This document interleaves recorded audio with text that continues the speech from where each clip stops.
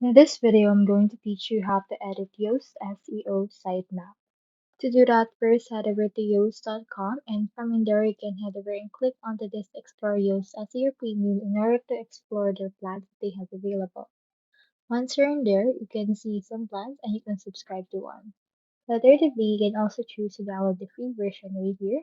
This will give you in here zip file that you can upload directly on WordPress. So head over and upload it if you want. If you already have an account, just proceed to click on this login option. You also need to head over to WordPress.com, head over and click onto this Get Started in order to sign up for an account. If you already have an account or a website, just click onto this login option. I'll head over and show you this. Here is my WordPress dashboard. Just head over and click on plugins. We have in here the Yoast SEO on business plan. Just upgrade and activate this directly onto your WordPress. Now, in order to actually edit your XML sitemap, you first need to head over right here. We have this user from Cora that answers how to do this. Log into your website and click on the SEO, and you can find the Yoast SEO.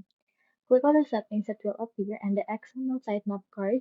Toggle the switch next to enable feature. You can view the sitemap, click the button to view the XML sitemap. So if it doesn't allow you to edit it, there's actually an error. So for this, you can use the WordPress integrated cache. The problem could be caused by the integrated cache right here. So what you can do is you can choose to click on this flush cache. It will appear. It can be a server level cache. You can see in here an example site, no cache right here.